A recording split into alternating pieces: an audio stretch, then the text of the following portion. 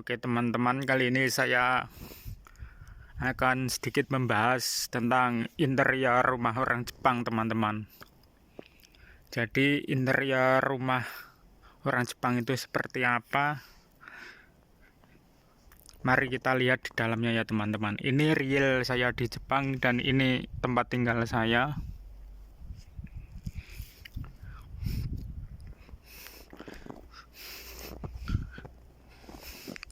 Mari kita lihat ke dalamnya seperti apa ya teman-teman.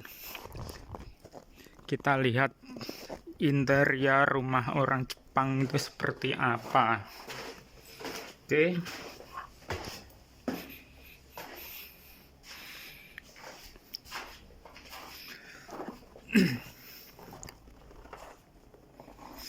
Oke teman-teman, yang pertama ini dari pintu ya teman-teman. Dari pintu itu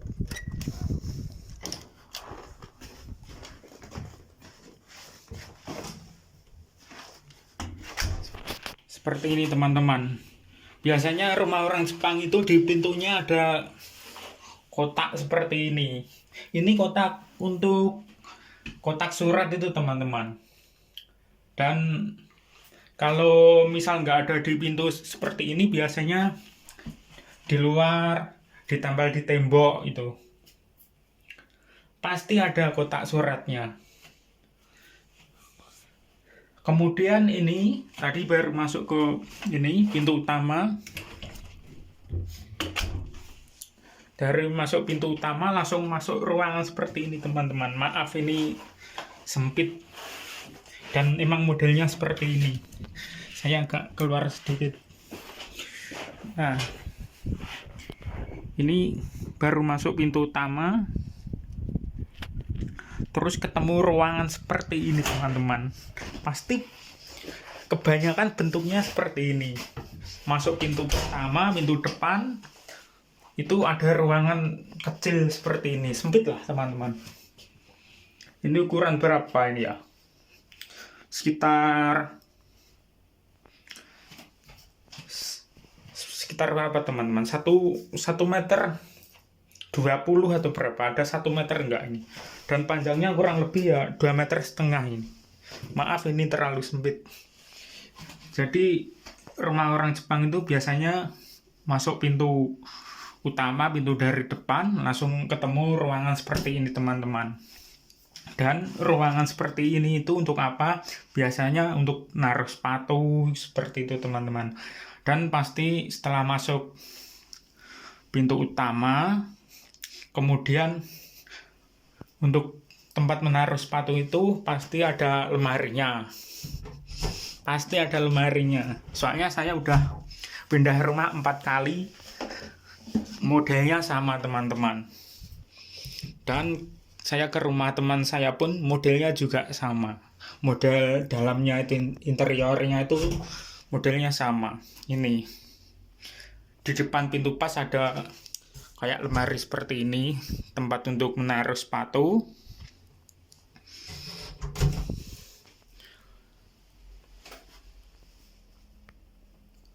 Kemudian ini ada lemari lagi. Nah, biasanya buat naruh sepatu atau barang apa gitu. Ini aku pakai buat naruh sepatu aku juga. Dan itu pakai buat aku naruh barang bekas, baju-baju bekas juga.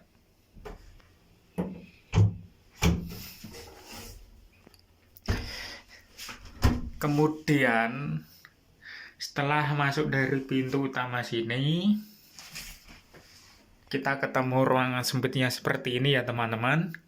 Kemudian ketemu lagi pintu teman-teman, ini di sampingnya ini ada pintu lagi. Ini teman-teman, ini pintu untuk masuk ke ruangan utama. Ini ruangan utamanya teman-teman. Ini biasanya, ini lumayan luas sih. Kalau tempat tinggalku yang dulu sempit banget teman-teman. Modelnya masuk pintu, langsung ketemu meja, langsung depannya dapur langsung teman-teman. Jadi kalau rumah di Jepang itu saya nggak tahu teman-teman, mana yang dapur, mana yang ruang tamu itu saya nggak tahu teman-teman. Soalnya jadi satu. Misalnya di sini ada meja. Nanti di sampingnya langsung ada dapurnya teman-teman. Tapi ini kebetulan lumayan luas. Kemudian untuk dinding ya teman-teman. Rumah orang Jepang itu dindingnya itu nggak pakai batu bata atau pasir atau semen, itu nggak pakai teman-teman. Ini yang dipakai kayak itu gypsum atau apa kalau di Indonesia, kayak triplek itu biasanya teman-teman. Dan kemudian ditempelin stiker. Jadi ini tidak cat teman-teman, ini pakai stiker.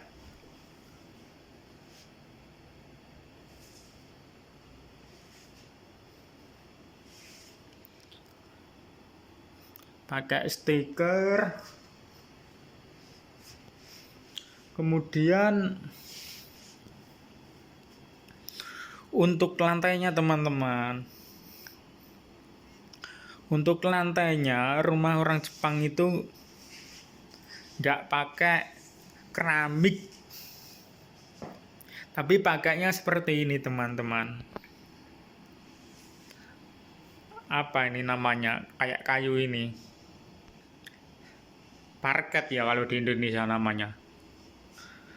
Jadi rumah orang Jepang itu nggak pakai keramik teman-teman, pakainya kayak kayu seperti ini, parketnya seperti ini. Kalau tidak pakai karpet biasanya.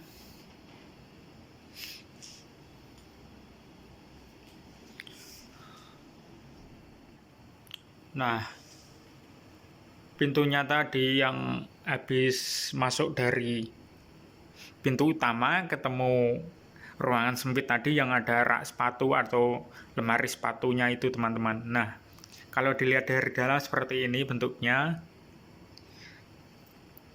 itu nggak pakai kayu juga, itu bahannya dari, kalau di sini namanya poribang ini teman-teman, nggak kayu itu. Kalau di Indonesia namanya apa? HPL atau apa itu? Sejenis itu.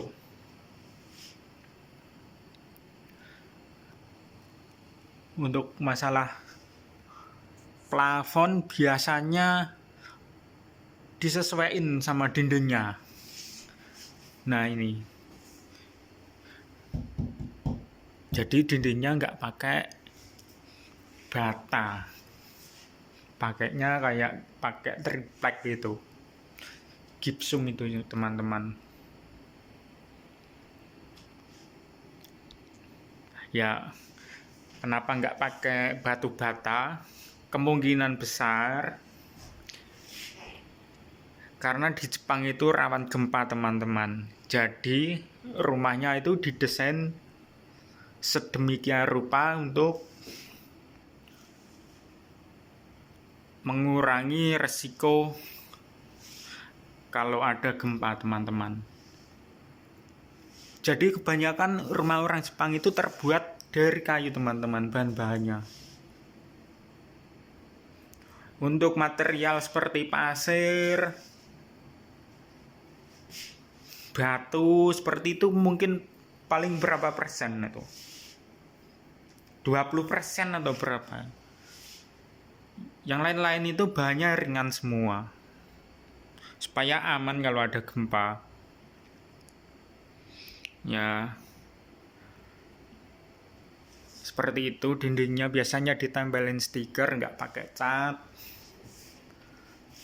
Kemudian maaf, ini dapurnya sedikit kotor. Dapurnya ya seperti ini biasa, ada tempat cuci piring, ada lemarinya, lemari dinding juga ada, dan ini jendelanya.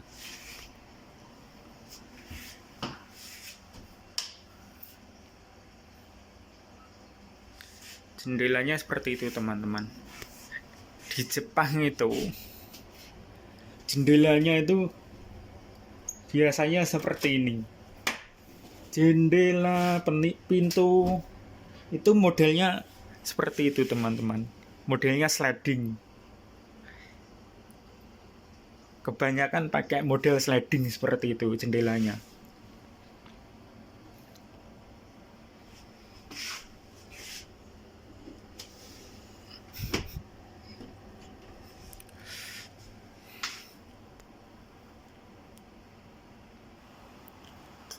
Kemudian untuk kamar mandi teman-teman. Kamar mandi itu biasanya jadi satu sama kamar mandi, terus toilet, sama tempat cuci muka, dan untuk menaruh mesin cuci teman-teman. Nah, seperti ini ruangannya, ukurannya ya kecil ini berapa. Nah, ini masuk langsung ketemu tempat cuci muka, terus mesin cuci, dan untuk toiletnya sini. Toilet dan kamar mandinya itu bisa teman-teman. Jadi di Jepang itu nggak ada kamar mandi jadi satu sama toilet, itu nggak ada. Jadi seperti itu. Ini kamar mandinya.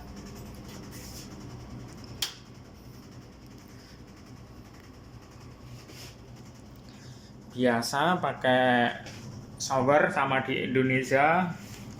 Dan ini teman-teman, ada bak. Bak ini bukan untuk tempat air nanti digunakan untuk mandi pakai gayung, itu tidak teman-teman. Jadi kamar mandi rumah orang Jepang itu pasti ada bak yang seperti ini. Bak ini digunakan untuk berendam teman-teman. Jadi enggak untuk menampung air, itu tidak. Jadi untuk berendam. Soalnya orang Jepang itu kalau mandi habis mandi pakai shower, kemudian berendam teman-teman, berendam di bak seperti ini.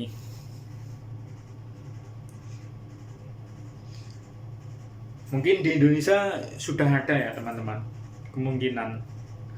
Jadi pasti ada baknya ini, namanya ofuro kalau di sini. Untuk berendam, kalau sudah mandi pakai shower baru berendam di ofuro.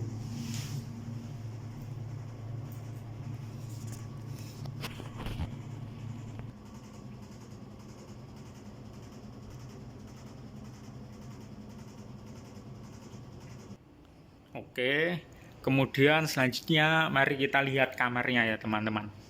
Untuk kamarnya, saya yakin pasti beda sama kamar orang Indonesia. Di kamar rumah orang Indonesia itu pasti nggak ada. Saya yakin itu teman-teman. Kenapa? Mari kita lihat nanti apa yang beda. Oke, untuk pintu kamar, biasanya pintunya itu sliding juga. Ini modelnya sliding teman-teman. Jadi rumah orang Jepang itu kalau bikin pintu itu sering pakai model yang sliding gitu. Pintu, jendela itu modelnya sliding.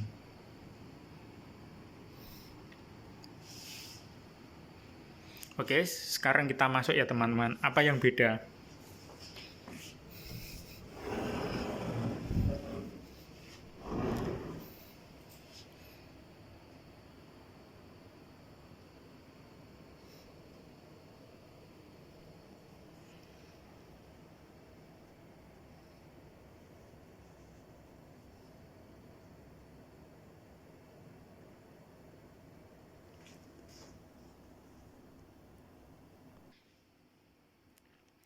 Nah, lihat teman-teman, ada yang beda tidak?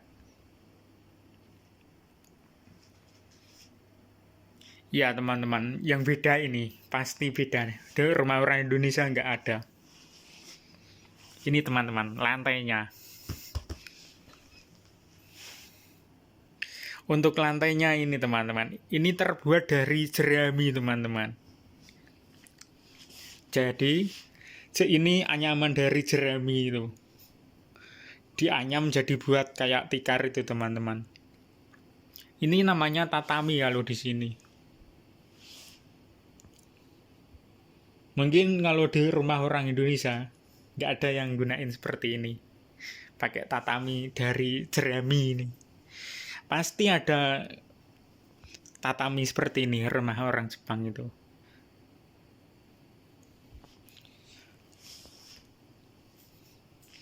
Kemudian ini ada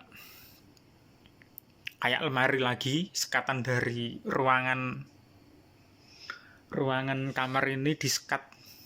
Kalau menurut saya disekat teman-teman. Kalau menurut saya ini dibikin kayak lemari itu teman-teman.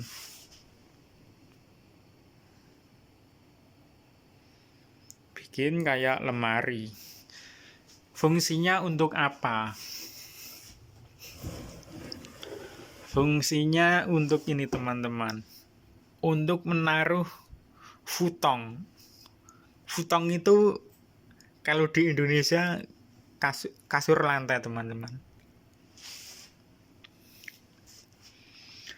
Jadi di rumah orang Jepang itu jarang banget pakai spring bed atau apa ya, dipan atau apa itu. Kalau di Indonesia kan pakai spring bed, pakai dipan seperti itu ya teman-teman. Kalau di Jepang jarang banget teman-teman. Kebanyakan pakai itu futong itu, pakai kasur lantai. Seperti ini teman-teman. Kemudian kalau bangun tidur itu dilipat, kemudian disimpan di sini. Seperti itu. Itu namanya futong.